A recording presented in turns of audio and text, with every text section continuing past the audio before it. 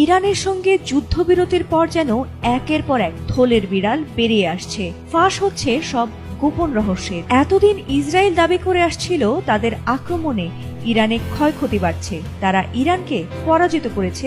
এমনকি ট্রাম্প দাবি করে তাদের হামলায় ইরানের পারমাণবিক শক্তিও ধ্বংস হয়ে গেছে। কিন্তু ঘটনা কি আসলেই তাই? মোটেই না। মজার বিষয় হলো, যুদ্ধবিরতির পরই ক্ষয়ক্ষতি নিয়ে ইসরায়েলের গণমাধ্যমগুলো প্রকাশ করেছে একের পর এক চাঞ্চল্যকর তথ্য, আর তাতে ফাঁস হয় নেতানিয়াহুর দুর্দশার খবর। ইরানি হামলায় তাদের এতটাই ক্ষয়ক্ষতি হয়েছে যে এবার নেতানিয়াহুর কাছেই ক্ষতিপূরণ চাইছে হাজার হাজার ইহুদি জনতা। টানা 12 দিনের সংঘাতের পর ইরান ও ইসরায়েলের মধ্যে যুদ্ধবিরতি কার্যকর হয়েছে। এর মাধ্যমে সংঘাতের আপাতত ইতি ঘটলেও ইরানের হামলায় হওয়া ব্যাপক ক্ষয়ক্ষতি ইসরায়েলের মাথা ব্যথার কারণ হয়ে দাঁড়িয়েছে। আর এই ক্ষতিপূরণ দাবির সংখ্যা ৩৯,০০০-এ পৌঁছে গেছে বলেও জানা গেছে। বুধবার এক প্রতিবেদনে এই তথ্য জানিয়েছে বার্তা সংস্থা আনাদোলু। বার্তা সংস্থাটি বলছে, ইরানের ক্ষেপণাস্ত্র হামলায় সৃষ্ট ক্ষয়ক্ষতির জন্য ইসরায়েলি কর্তৃপক্ষের কাছে প্রায় ৩৯,০০০ ক্ষতিপূরণ দাবি জমা পড়েছে বলে মঙ্গলবার দেশটির স্থানীয় গণমাধ্যম জানিয়েছে।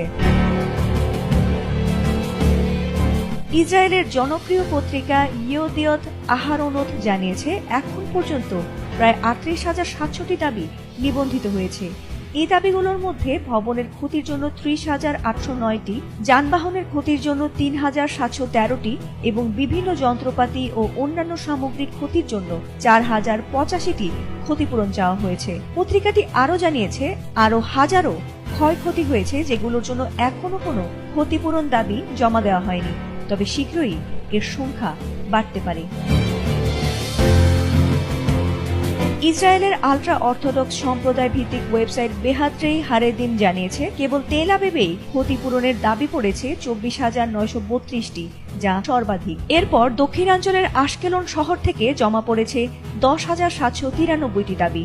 তবে এই বিপুল সংখ্যক দাবির জন্য মোট কত টাকার ক্ষতিপূরণ দিতে হতে পারে সে সম্পর্কে এখনও সরকারিভাবে কোনো আর্থিক মূল্যায়ন প্রকাশ করা হয়নি। টানা 12 দিনের আকাশ যুদ্ধের পর সোমবার গভীর রাতে যুক্তরাষ্ট্রের প্রেসিডেন্ট ডোনাল্ড ট্রাম্প এক ঘোষণায় জানান যে ইসরায়েল ও ইরান যুদ্ধবিরতিতে পৌঁছেছে।